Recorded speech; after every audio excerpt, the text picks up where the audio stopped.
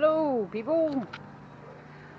As you can hear, dog across the way barking. Next door neighbor's kid mowing the yard. And what am I doing here today?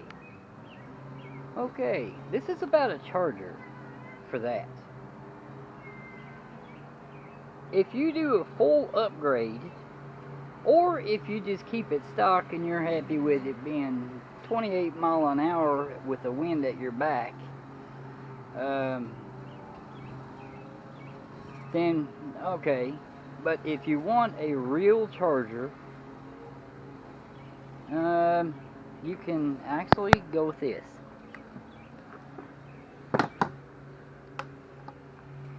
That is 30 amp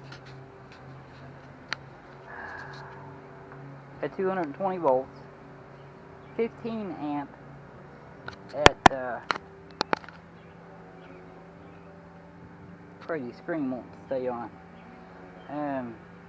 15 amp at 110 volts, depending on how you want to use it. The battery I built for this is 48 amp hour. It's all 18650s 21S. I went as high as I could go for the controller, and I did a whole complete storyline on this. Now, what I was using, and I went over this too on my channel, and I don't have the building open. I need to work on my Jeep. CV joint is clicking really bad. And the star of the show has arrived.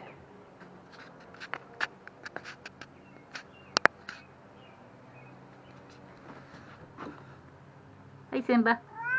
Come here. Anyway, I went over in detail about this situation. This, Amazon.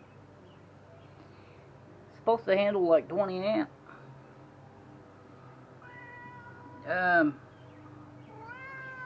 What? It, very unreliable. It heats up, shuts down. And this last round I just could not get it to work at all. It kept kicking off as soon as I plugged it in. Being the tech person that I am, I got it set on 48 volts, going to a boost converter, stepping up to 88.4 volts. And the input set at 17 amp. That thing won't do it. Will not. As far as the boost converter goes, it's fine. But I went on and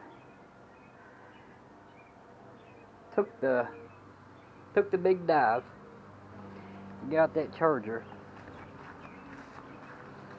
The place I got it for, not sponsored, but I will tell you about it so you don't have to look around. This is the second charger I bought from the same company, and the other one I bought 2 years ago, and it's still working. It is for the 135 volt battery that I'll be eventually using on this car to do the electric conversion. It is planned. The engine is way too good to just scrap, so I'm letting that sit on the sidelines for now. All the electronics and batteries cost me $5 grand. I've got a video about that too. But back to the charger. $189, right around there, after taxes and AliExpress fees. The name of the company is Full Ready Store. The only issue that I had was having to put an Anderson connector on this bike. I gotta get my keys.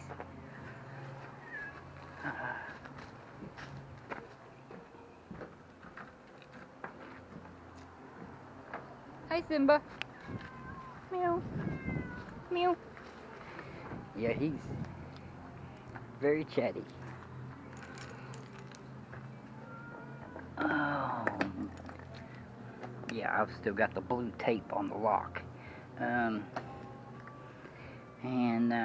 Hold on just a second. I'm gonna have to work this out because that seat will not pop up. It's not spring activated.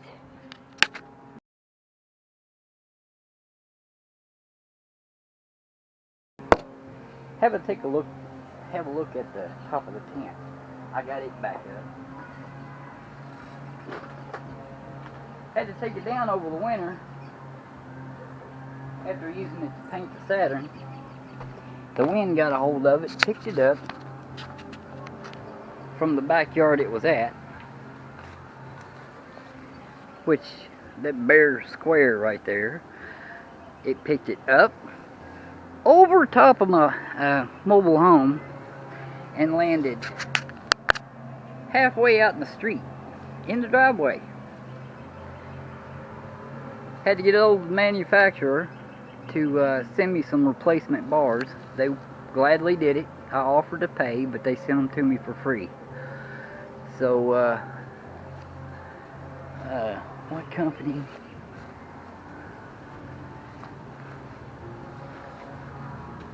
Oh heck, I done forgot the name of the company. Anyway, back to the issue that I had.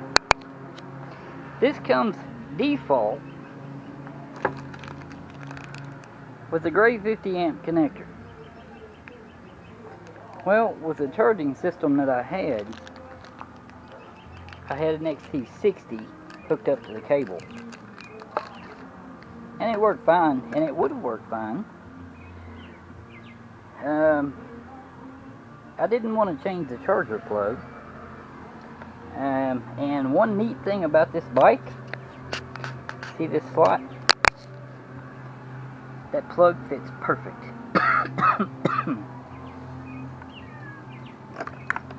So if you want to grab you one of these, the 50 amp plug fits in there real nice. Keeps it turned downward in case any moisture might happen to get in there. And it's even got a gap at the bottom to let the water run out, escape instead of shorting out at the terminals. The biggest problem I had with buying those parts, those ends, 50 amp ends at Amazon,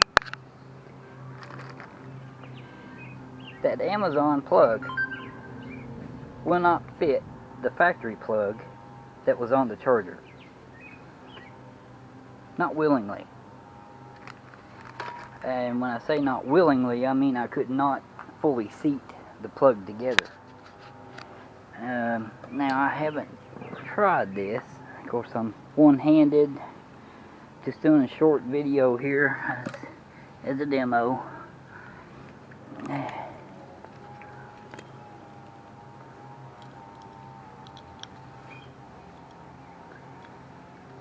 And kind of a heads up on what's going on and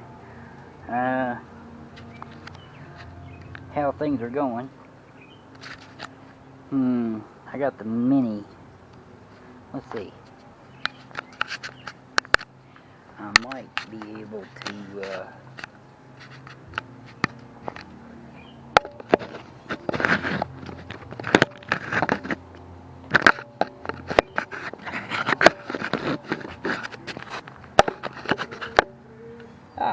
found the spot.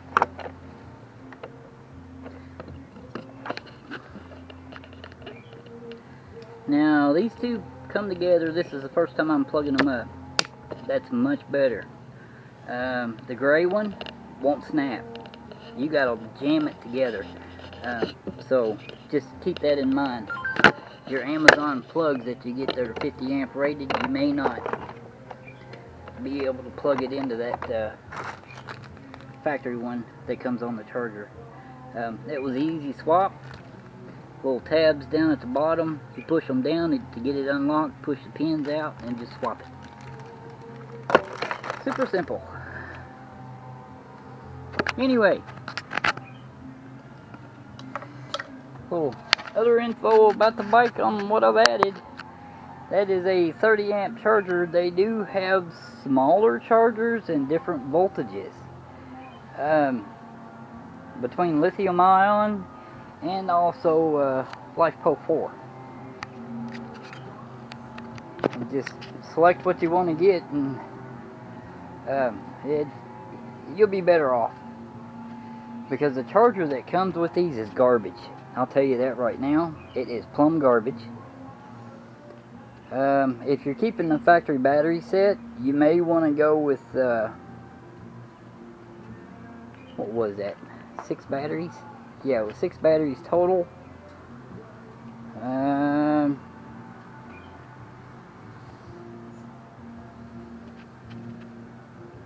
So that's 14.8 times 6. Yes, I'm going to use a calculator.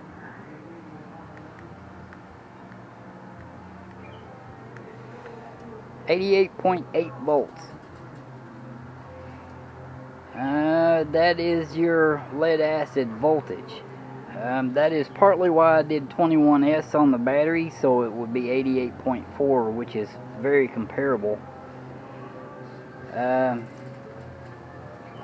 folks, you need to keep in mind, if you're going to use the factory wheel, I highly recommend, if you do any upgrades at all, you get the motor and controller to match. I had a lot of trouble out of controllers when I went to swapping controllers and saving the motor to save money. It didn't work, point blank. But I've got 5,000 watts now instead of 1980, and it's a huge difference. Yeah, I like it a lot better like this.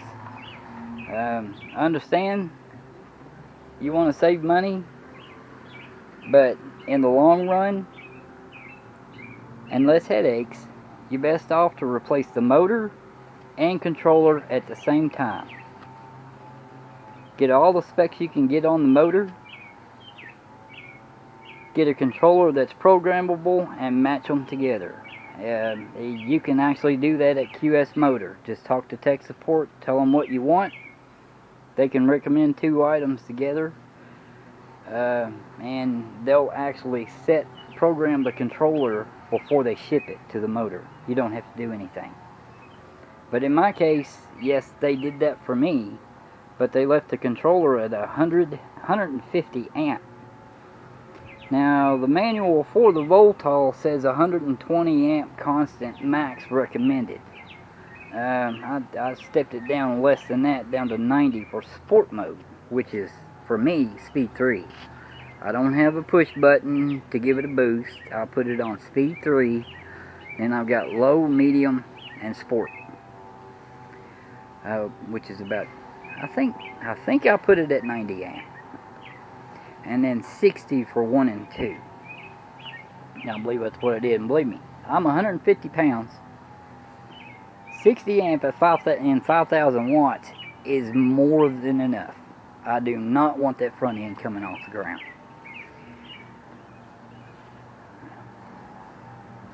And it does get in a hurry to hit the top speed that you set it at per speed that you've got it on.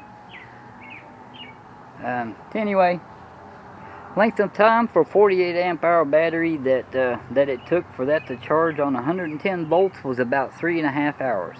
That's it. The garbage charger that they send with this bike, you're looking at overnight. Complete overnight. If you're ever going to upgrade to lithium ion or LiFePO 4, you will need to change the charger, because that charger is not going to be compatible for lithium, period. It won't. The stock charger will not do it. You can try the method that I was doing, and it worked for a couple of years, but I guess it just got tired of doing it. It sat over winter, ran it down to get it ready for the first season charge, and it didn't want to charge it. Kept shutting off. So I'm over that. See, it's stuff like this I like to post to give people a heads up. Hey, this will work, or it might work. And if it does work, how long is it gonna work? Or and what's gonna be the best thing? For $189, I've got a more dependable charger and less of a headache. I plug it in and walk away. That's it. Done. For what I paid on the cheaper side, the step up was 30 bucks, and I think that power supply was 50 or 60 bucks. I could be wrong. I'd have to look it up. And it was just unreliable completely. I'm glad I'm over it and past it now.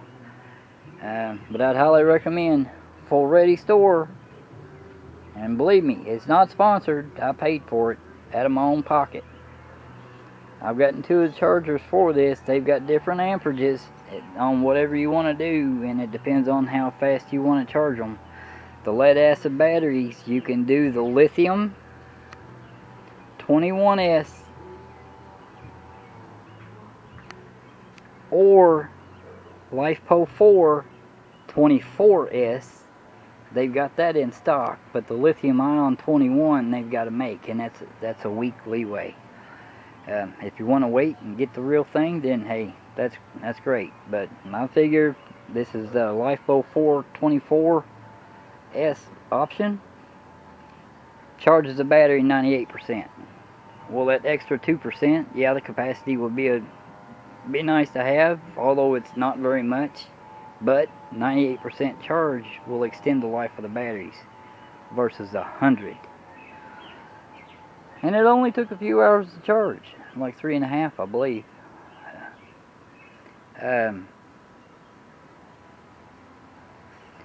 Depending on your voltage, take a look and remember, whatever battery you convert over to is going to have a max rated charge. Look up a data sheet, count your number of cells in parallel. If they're rated at a 3 amp max charge, you could actually do 2 amp just to stay in the safe margin and not overheat the cell. That'll extend your life on the batteries. And if you've got 10 cells in parallel, well, that's going to be 30 amp hour. 3 amp hour, 2 amp times 10 is 20 amp. You can charge those cells at 2 amp at 20 amp. That's how the math works. So if you're not familiar, there's a little info for you. Anyway, people, I got to work on this. It's got a bad axle. And for those people that actually watched me work on this in the front end last year, I've got to fix a sway bar problem over here. It's thumping around and bouncing. The bolt broke off while I was trying to put it in place. I tried to weld it and it didn't hold. So I'm going to have to work on that. And then change the CV joint over here, because it's popping and cracking like nobody's business. But new time for the season. Don't know when I'll be posting videos, but anyway, I'll be posting something sometime or another about something, I'm sure. Have a good one.